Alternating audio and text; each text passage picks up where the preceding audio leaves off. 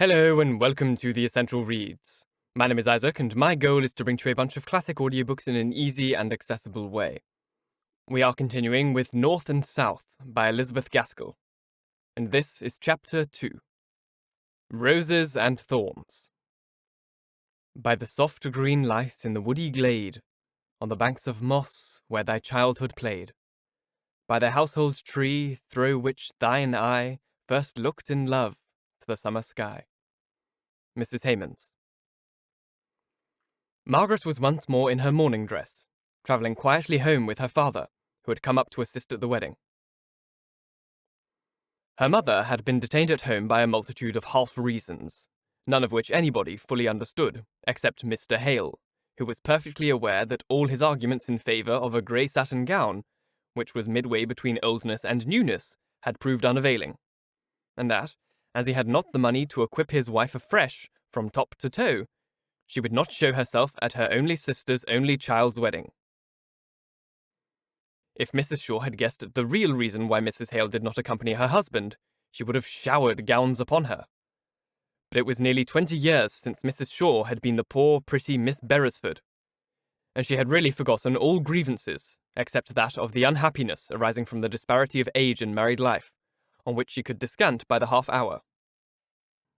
Dearest Maria had married the man of her heart, only 8 years older than herself, with the sweetest temper, and that blue-black hair one so seldom sees. Mr. Hale was one of the most delightful preachers she had ever heard, and a perfect model of a parish priest. Perhaps it was not quite a logical deduction from all these premises, but it was still Mrs. Shaw's characteristic conclusion as she thought over her sister's lot. Married for love! What can dearest Maria have to wish for in this world? Mrs. Hale, if she spoke truth, might have answered with a ready-made list. A silver-grey glacé silk, a white chip bonnet. Oh, dozens of things for the wedding, and hundreds of things for the house.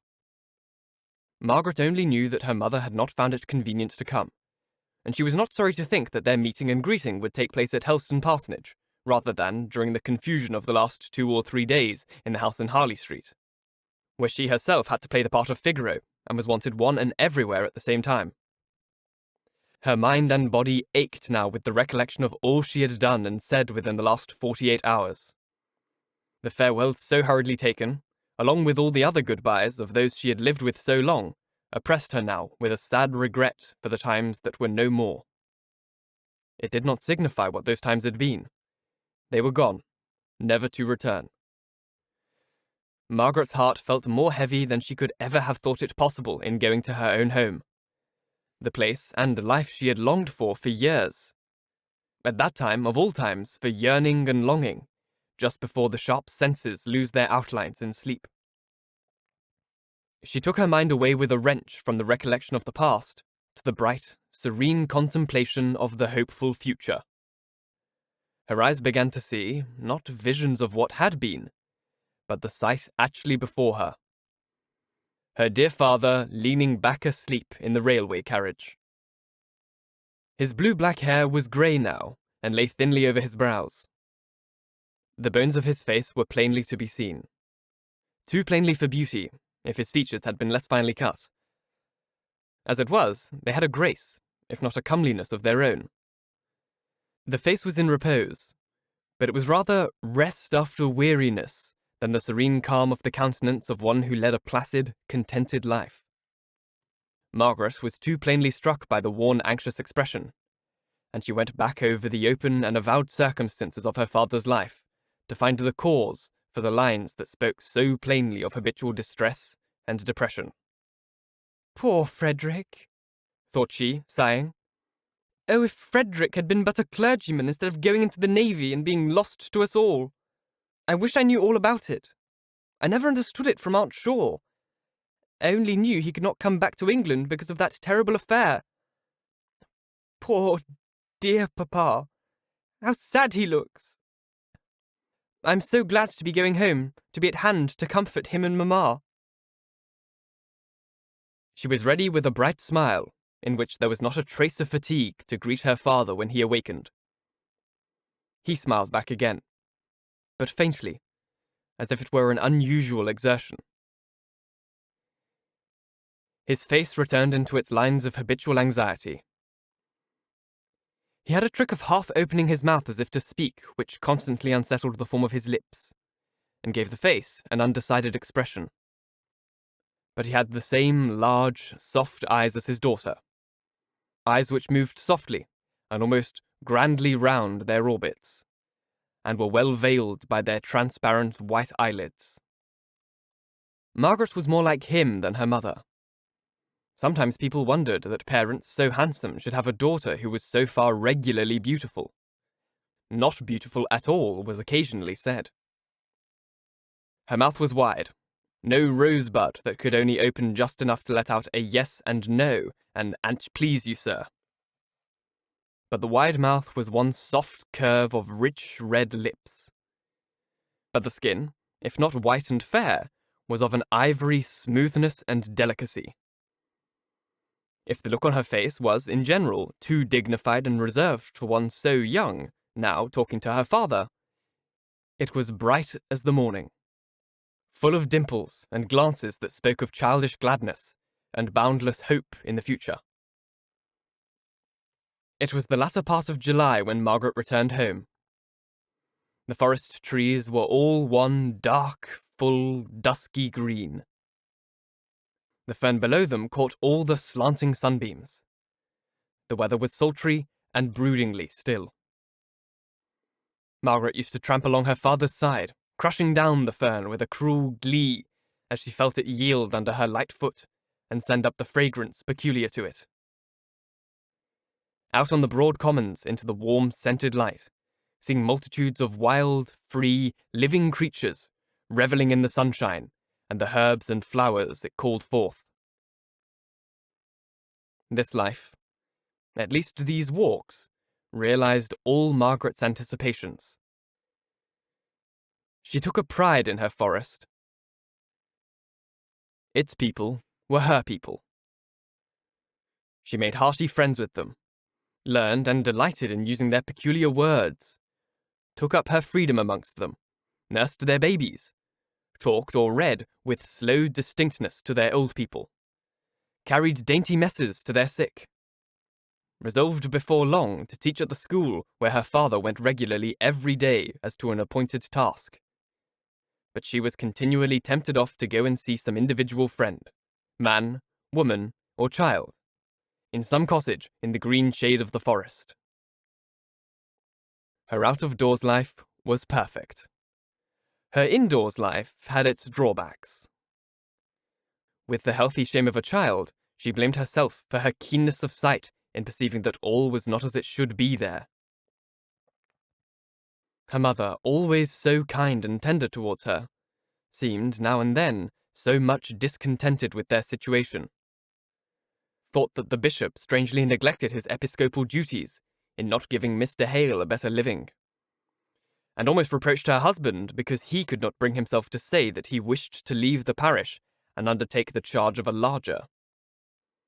He would sigh aloud as he answered that if he could do what he ought in little Heston, he should be thankful. But every day he was more overpowered. The world became more bewildering. At each repeated urgency of his wife that he would put himself in the way of seeking some preferment, Margaret saw that her father shrank more and more. And she strove at such times to reconcile her mother to Heston. Mrs. Hale said that the near neighbourhood of so many trees affected her health, and Margaret would try to tempt her forth onto the beautiful, broad, upland, sun-streaked, cloud-shadowed common, for she was sure that her mother had accustomed herself too much to an indoors life, seldom extending her walks beyond the church, the school, and the neighbouring cottages. This did good for a time, but when the autumn drew on, and the weather became more changeable, her mother's idea of the unhealthiness of the place increased, and she repined even more frequently that her husband, who was more learned than Mr. Hume, a better parish priest than Mr. Holdsworth, should not have met with the preferment that these two former neighbours of theirs had done. This marrying of the peace of home by long hours of discontent was what Margaret was unprepared for. She knew, and had rather revelled in the idea, that she should have to give up many luxuries, which had only been troubles and tramples to her freedom in Harley Street. Her keen enjoyment of every sensuous pleasure was balanced finely, if not overbalanced, by her conscious pride in being able to do without them all, if need were. But the cloud never comes in that quarter of the horizon from which we watch for it. There had been some slight complaints and passing regrets on her mother's part over some trifle connected with Heston and her father's position there, when Margaret had been spending her holidays at home before. But in the general happiness of the recollection of those times, she had forgotten the small details which were not so pleasant.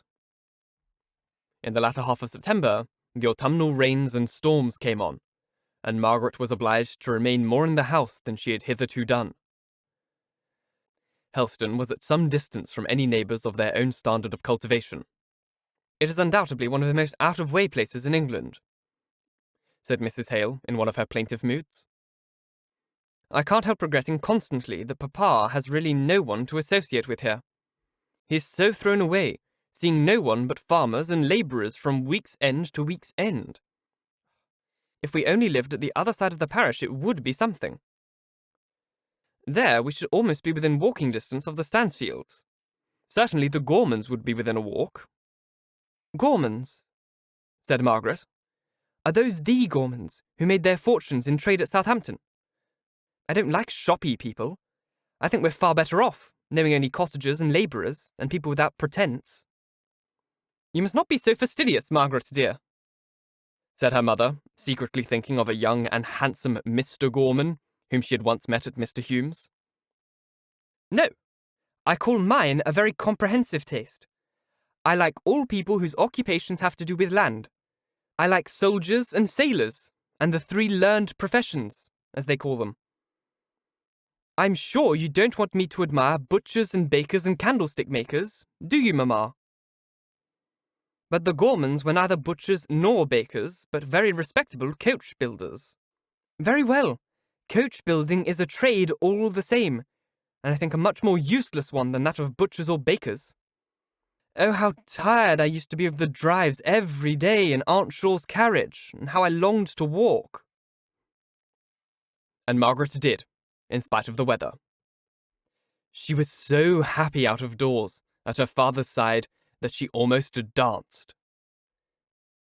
And with the soft violence of the west wind behind her, as she crossed some heath, she seemed to be borne onwards, as lightly and easily as the fallen leaf that was wafted along by the autumnal breeze. But the evenings were rather difficult to fill up agreeably. Immediately after tea, her father withdrew into his small library, and she and her mother were left alone. Mrs. Hale had never cared much for books, and had discouraged her husband very early in their married life in his desire of reading aloud to her while she worked. At one time they had tried backgammon as a resource, but as Mr. Hale grew to take an increasing interest in his school and his parishioners, he found that the interruptions which arose out of these duties were regarded as hardships by his wife, not to be accepted as the natural conditions of his profession, but to be regretted and struggled against by her as they severally arose. So he withdrew, while the children were yet young, into his library to spend his evenings, if he were at home, in reading the speculative and metaphysical books which were his delight. When Margaret had been here before, she had brought down with her a great box of books, recommended by masters or governesses, and had found the summer's days all too short to get through the reading she had to do before her return to town. Now there were only well-bound, little-read English classics, which were weeded out of her father's library to fill up the small bookshelves in the drawing-room. Thomson's Seasons, Haley's Cowper, Middleton's Cicero were by far the lightest, newest, and most amusing. The bookshelves did not afford much resource. Margaret told her mother of every particular of London life, to all of which Mrs. Hale listened with interest, sometimes amused and questioning, at others a little inclined to compare her sister's circumstances of ease and comfort with the narrower means at Helston Vicarage. On such evenings, Margaret was apt to stop talking rather abruptly, and listen to the drip, drip of the rain upon the leads of the little bow window. Once or twice, Margaret found herself mechanically counting the repetition of the monotonous sound, while she wondered if she might venture to put a question on a subject very near to her heart, and ask where Frederick was now, what he was doing, how long it was since they had heard from him. But a consciousness that her mother's delicate health, and a positive dislike to Heston, all dated from the time of the mutiny in which Frederick had been engaged, the account of which Margaret had never heard, and which now seemed doomed to be buried in sad oblivion, made her pause and turn away from the subject each time she approached it. When she was with her mother, her father seemed the best person to apply to for this information, and when with him, she thought that she could speak more easily to her mother. Probably there was nothing much to be heard that was new. In one of the letters she had received before leaving Harley Street, her father had told her that they had heard from Frederick. He was still at Rio, and well in health, and sent his best love to her, which was dry bones, but not the living intelligence she longed for. Frederick was always spoken of, in the rare times when his name was mentioned, as poor Frederick. His room was kept exactly as he had left it, and was regularly dusted and put into order by Dixon, Mrs. Hale's maid, who touched no other part of the household work, but always remembered the day when she had been engaged by Lady Beresford as lady's maid to Sir John's ward, the pretty Miss Beresford, the belles of Rutlandshire. Dixon had always considered Mr. Hale as the blight which had fallen upon her young lady's prospects in life. If Miss Beresford had not been in such a hurry to marry a poor country clergyman, there was no knowing what she might have become. But Dixon was too loyal to desert her in her affliction and downfall. Alas, her married life. She remained with her, and was devoted to her interests, always considering herself as the good and protecting fairy, whose duty it was to baffle the malignant giant, Mr. Hale. Master Frederick had been her favourite and pride, and it was with a little softening of her dignified look and manner that she went in weekly to arrange the chambers as carefully as if he might be coming home that very evening. Margaret could not help believing that there had been some late intelligence of Frederick, unknown to her mother, which was making her father anxious and uneasy. Mrs. Hale did not perceive any alteration in her husband's looks or ways. His spirits were tender and gentle, readily affected by any small piece of intelligence concerning the welfare of others. He would be depressed for many days after witnessing a deathbed or hearing of any crime.